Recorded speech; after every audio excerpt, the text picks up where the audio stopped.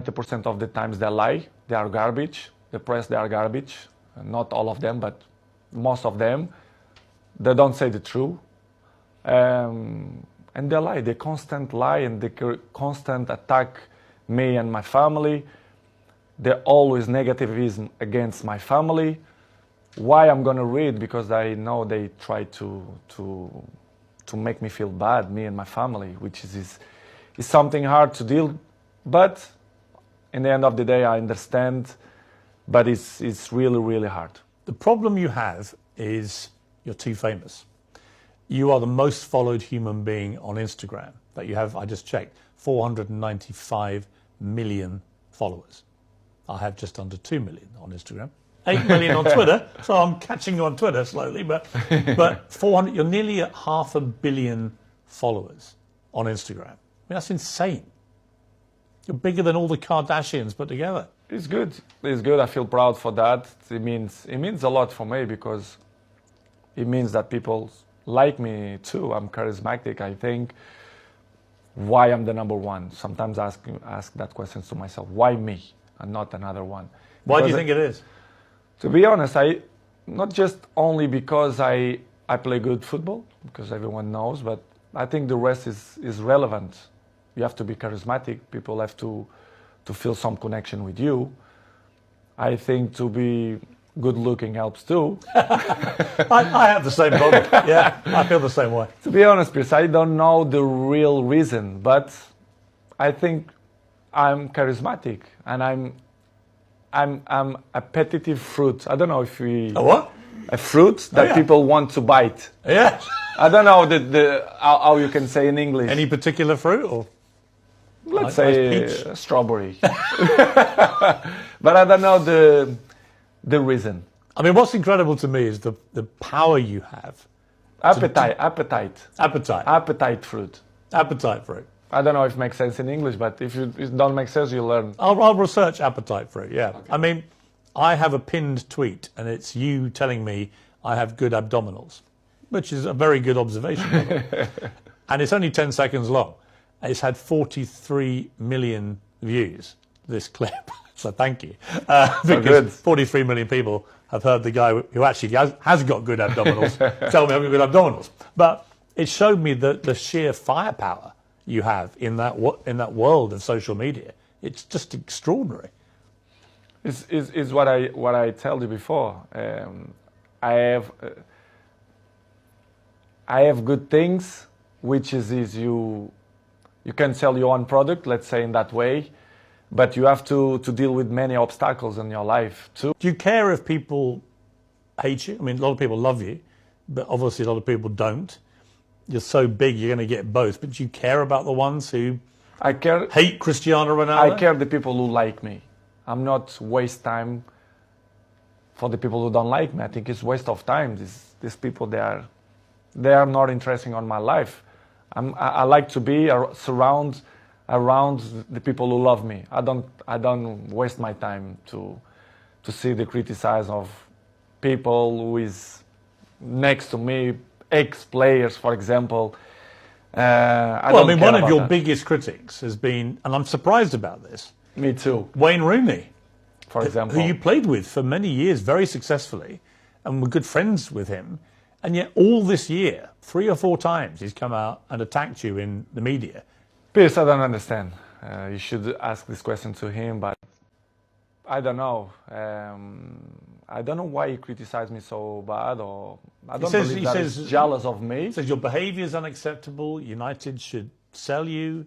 You know, blah blah blah blah blah. I mean, it's Wayne Rooney. It surprised me. It was 1 year ago or 6 months ago here in my house. He pick up his kids here and invite Cristiano to go to his house to play football. I really don't understand people like that, or if they wanna be in the cover of the paper, of the news, or they want a new jobs or whatever.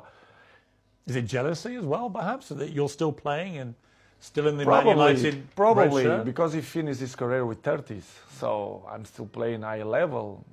I'm not gonna say that I'm looking better than him, which is true, but that is inarguable. I mean, there's no contest. It's hard to listen that kind of criticize and negative about people who play with you. For example, Gary Neville as well. Yeah, I mean, Gary Neville, you blanked him the other day on the pitch, and he looked quite upset, actually, because he obviously likes being your friend, but he's been pretty critical of you as well.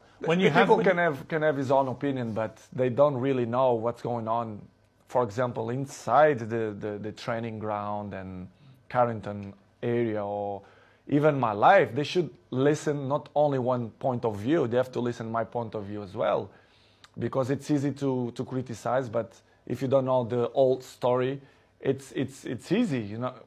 But it's, Piers, as I say before, it's part of... Are they still friends of yours, or do you have a line where... They are not my friends. They are colleagues. We play together. They're not coming. We not have a dinner together, for example.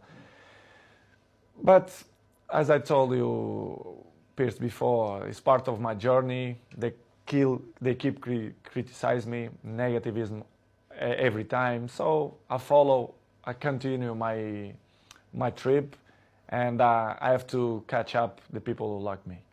Some of your ex-colleagues have been incredibly supportive. Rio Ferdinand has always got your back. Roy Keane always has your back.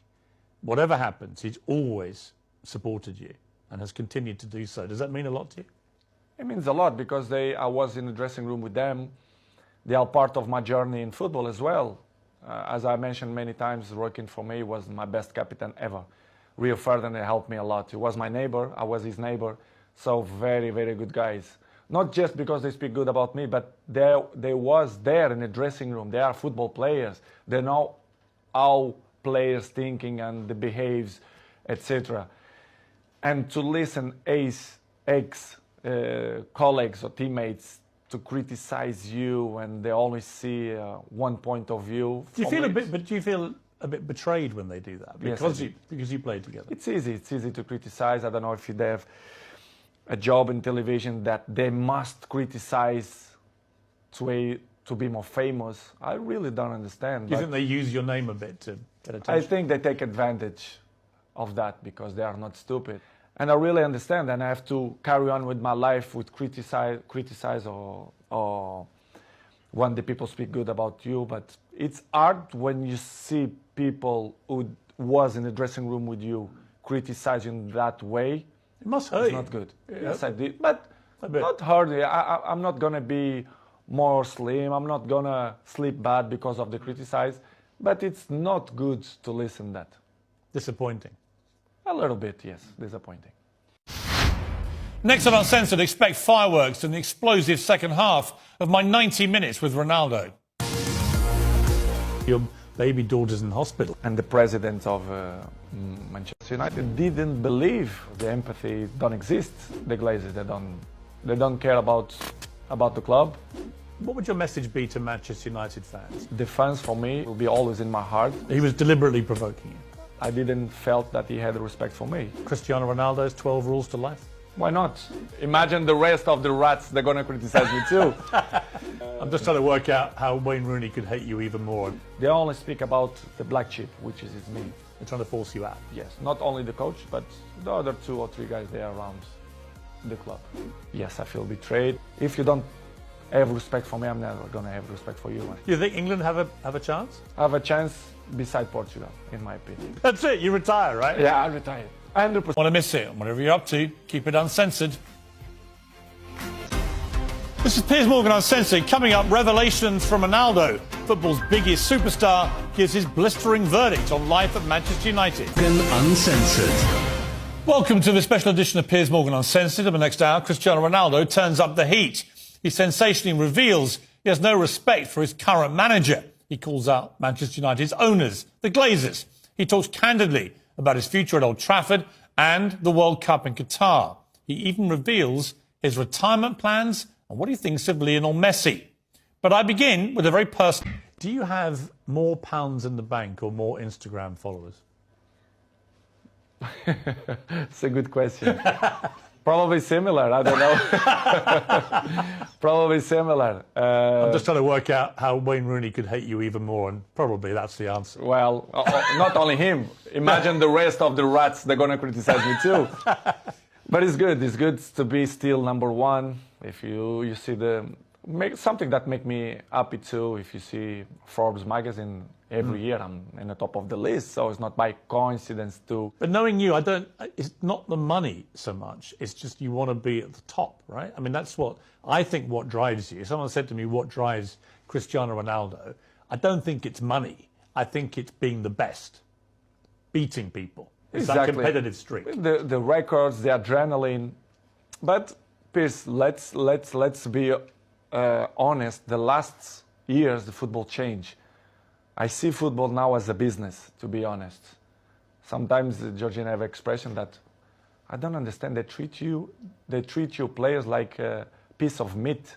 I say, yes, you say everything. It's true. When they want you, when they count with you, they give you everything. When they don't, they try to make a hard life to you. I see football, Piers, the last years as a business. I saw many things that I'm disappointing. The passion for the game is still intact, but in the same way, I saw other things as well, which is surprised me, but in the same way, it's part of the business, because if you see the world how it is in the moment, it's all business. Everyone take on itself. They are more individual. Well, you become a commodity, don't you? Where if you can sell record number of shirts in 24 hours, great, right? But if suddenly the team isn't performing well and they need someone to blame, it looks to me like at Manchester United, the default position is it's got to be Cristiano's fault. Exactly. It's always my fault. The problem is always me. I look like I'm the black sheep, right, which is I don't like. If you do it good or if you do bad, they're always going to find some criticize. Even in the national team, the last 3 months, as I told you before, the criticism was so bad. I mean, not only in football way, but professional and family way as well, which surprised me a lot. Look like I was a bad guy, which is not true. People have to listen from my mouth the facts as well. This is why I give this interview, because I think it's the right time to speak out of my mind, which is what they say the last 4 or 5 months is completely garbage. I'm not going to say 100%, but 99% it was garbage. People say false things or lie things. Which things have annoyed you the most? Family issues. I want to talk about one in particular on that, which is when you were late back for the pre-season training. A lot of speculation because you'd said several weeks before that you wanted to play Champions League football and that you were maybe looking for another option because it didn't look like United would get to play Champions League. Let's make by points, for example, the pre-season moment. And after you mentioned new clubs or the interesting. For example, the pre-season, I had a very bad, which is I don't say nobody. The people who surround me, they saw, friends and even my mom. I had some problems in vacation that my young daughter, they have a little problem. They have bronchitis, which is she's bronchitis. Bronchitis, really? Yes. Your little baby, though. Yes. I was in Mallorca in holidays and she stayed 1 week in hospital, which was, you don't enjoy a lot the vacation. And after what had happened, so worried. Exactly. And the people make up histories that they say that I don't want to go travel. Piers, people have to understand that I'm a human being. I'm always going to be in my side of my family.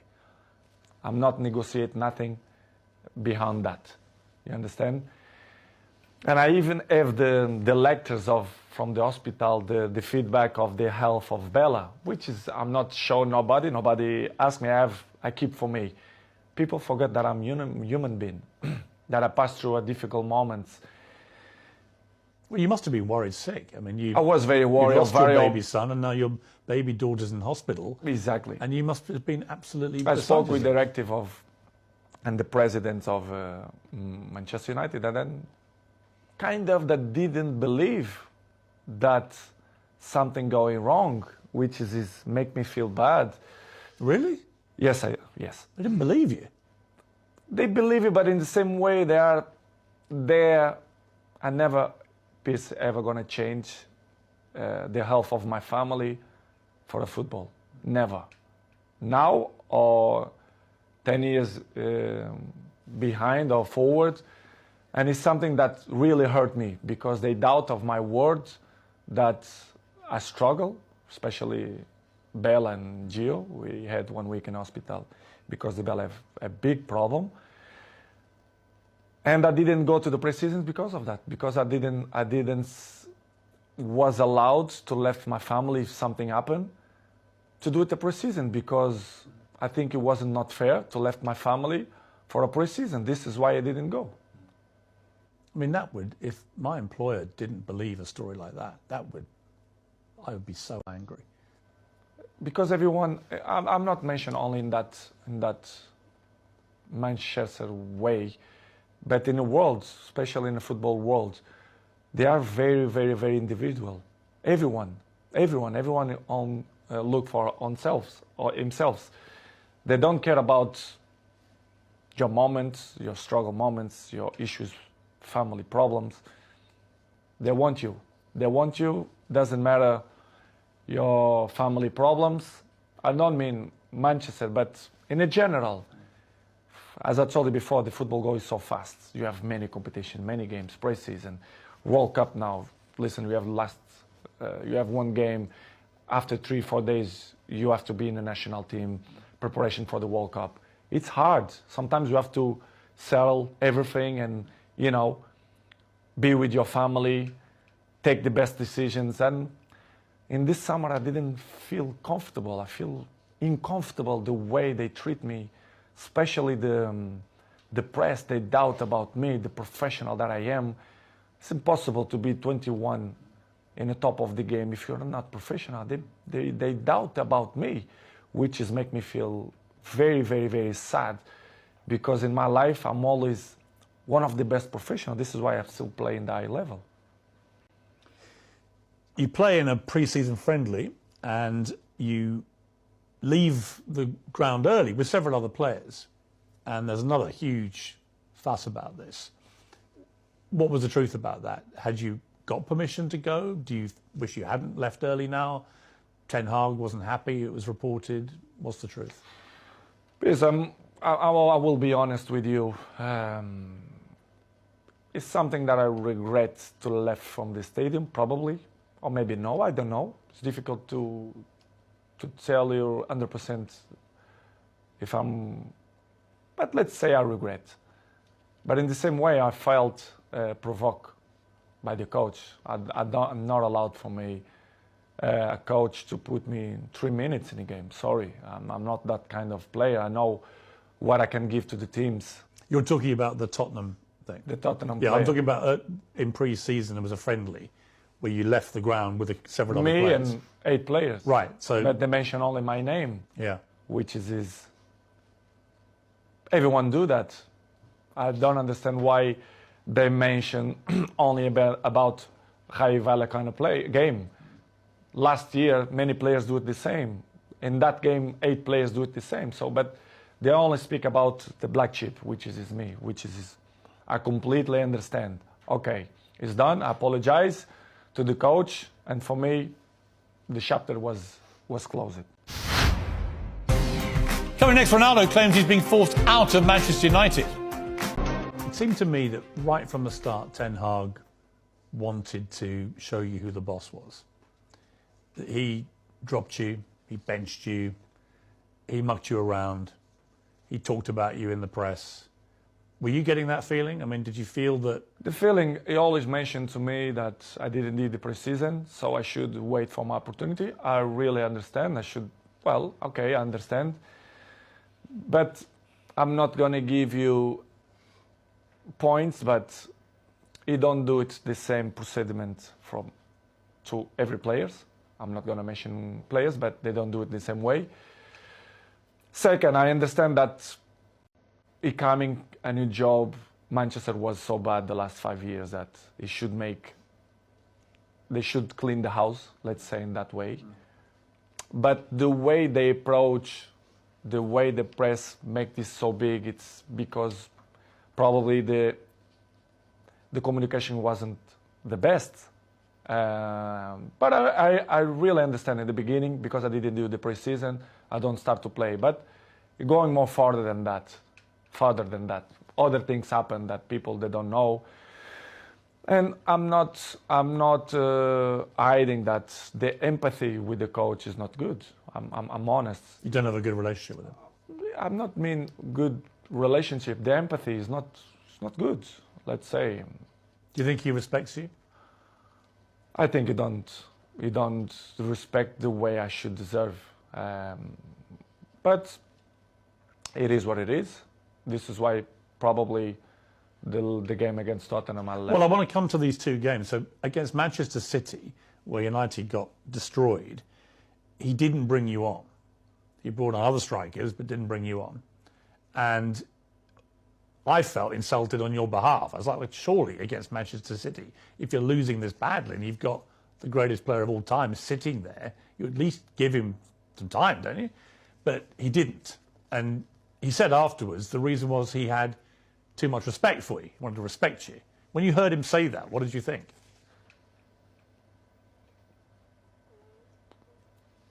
Excuses.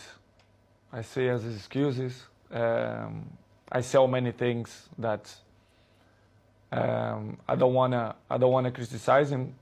He can have different opinion than me that they choose the players that I think is better for the team. I respect that, but the excuses all the time. You know, the excuses have short legs. You cannot excuse all the time, which is things that don't make sense. Okay, you don't put me against Manchester City because of respect of your career, and you want to put me 3 minutes against Tottenham. Well, that's the thing. So then you then play Tottenham. Don't make sense. And then he wants to bring you on with 3 minutes to go, which is the complete opposite to what he said the situation was with City. I think he did purpose, because, for example, in the national team, the other clubs, if the coach wants to put me 5 minutes, if someone injured or if they really need me, I will help. But in that way, I felt provoked, not only because of that game, but before some. He was deliberately provoking you. Well, everyone know that. Disrespecting you, you think? Exactly. This is why I say I don't have respect for him, because he don't show me respect for me. This is why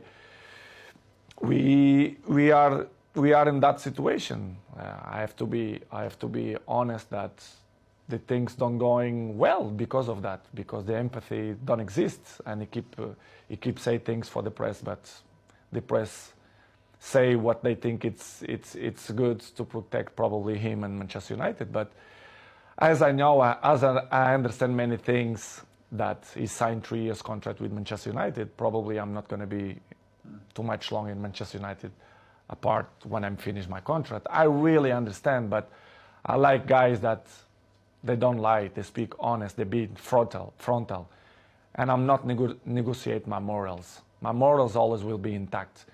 And what's going in my things the last 2 months was not respect in many ways, which is it.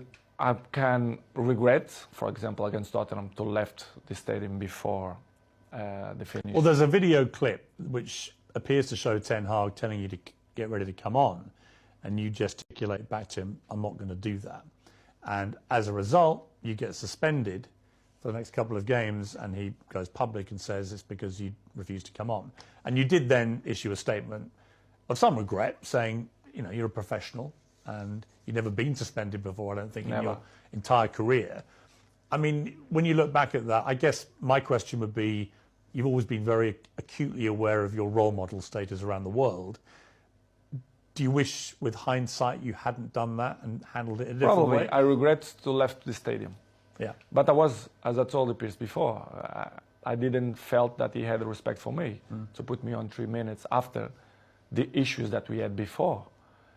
I was very, very, very, very disappointing for the communicator of Manchester United, to be honest. I never had a problem with any club, with any coach, and they suspend me 3 days, which is I felt a lot, and it was. And level of sport clubs, I felt a lot, and it was a shame. Was it humiliating for you? I think so, yes. I have to say the truth, what I felt. I remember I arrived. Well, I don't want to say details where they pretend to do it, but I'm not going to say that. But I remember arriving home and Cristiano see me, Daddy, you not go to the game? I said, no, because the club punished me with 3 days. And he did like, how they going to punish you if you are the best player in the world? And you're not going to play? I said, no, I'm not going to play because I'm not behave. And he looked at me like, my daddy, not behave. What? In one way, I was good because I was like more relaxed, but in the same way, I feel very disappointed because, okay, I regret, I apologize, I'm not perfect, I commit a mistake, but suspending 3 days for that, I think it's too much, and they make fire for the press, which is really disappoint me. And that seems to have been the pattern of the way Ten Hag has wanted to treat you since he became manager. Just constant attempts to disrespect you, I guess. Many points happen. I think in some certain points, I think was strategy from the club for me to react like that. Because they wanted you to leave? Probably yes. They're trying to force you out, you think? Yes. Not only the coach, but the other 2 or 3 guys there around the club. At the senior executive level? Yes, that I felt betrayed. And you think they're trying to get rid of you? Honestly, I shouldn't say that, I don't know, but listen, I don't care, people should listen the truth. Yes, I feel betrayed, and I felt that some people that don't want me here, not only this year, but last year too. They didn't want you to go there at all? No. Really? No. Yes. The owners of the club, they don't. The Glazers? The Glazers, they don't care about the club. I mean, professional sport. As you know, Manchester is a marketing club. They will get his money from the marketing. The sports, they don't really care, in my opinion. Do you ever talk to them, the Glazers? Never. Never? Never. Not since you've gone back? No. They give all the power to the president, the sport directive. A lot of Manchester United fans are very negative about the Glazers. They think they're taking all the money out and not spending enough on players, on the infrastructure issues you talked about. Do you think the fans are right? The fans, they're always right. I think the fans should know the truth, should know that the players, we want the best for the club. I want the best of the club. This is why I'm coming to Manchester United. This is why I love this club. But you have some things inside the club which don't help to Manchester reach the top level as City, Liverpool, and even now Arsenal, for example, which is complicated. It's difficult. It's hard. In my opinion, it will be hard for Manchester to be in the top of the game the next 2-3 years if they don't change. If the Glazers stay as owners. I'm not mean the Glazers, but The structure. the structure. As Picasso say, you have to destroy it to rebuild. And if they can start from me, for me it's not a problem. I'm always gonna say I love Manchester United. I love the fans. They're always on my side. But if they want to do it, different era, different generation, they have to change many things. When you walked away at Spurs and didn't go on, Gary Neville said your behaviour was unacceptable, called for you to be punished. He said he knows what he's doing. He's experienced, and players of that power have a real negative impact when they do it. The influence they have on other players is really negative. And it was after that you gave them the old blank treatment, which was very funny, by the way. But for Neville to say that about you? They don't see the big picture. Why I react like that? What's happened? All the behind the scenes stuff. All the behind the scenes. I was probably not provoked. They will accept to play 3 minutes after the all situations that going through the last 2 months. Don't tell me that top players, the guys who won everything, the key players, will play 3 minutes. Come on, this isn't acceptable. After what they keep saying before, that they respect me, they do this, they do that. for me, it wasn't not respect. This is why I take this decision. I regret. I apologize to my teammates for the situation. I did a post in Instagram. I regret to left from the stadium. I regret my teammates. They know what I felt. I said to them, apologize. But in the same way, I'm not regret to take the decisions to don't coming on. I'm like that. I will be always like that. If you don't have respect for me, I'm never going to have respect for you. And the coach didn't have respect for me. So this is why the relationship, it's in that way. And he keeps saying in the press that he can't with me, like me, blah, blah, blah, blah, blah, blah. But it's only for the press. Really? Yes, 100%. So where are you now in your head with all this? Because the World Cup is about to start. You're going to go there with Portugal, and we'll talk about that in a moment, with a very exciting team, actually. But where are you with United? They won't be playing again now until after Christmas. That leaves a few days before the January transfer window. Do you think you'll still be a United player come January 1st? It's difficult to tell right now, Piers, because my mood is right now to the World Cup. It's probably my last World Cup, of course, my 5th World Cup. I don't know what's going to happen after the World Cup. But as I told you before, and I will say again, the fans will be always in my heart. And I hope they being in my side even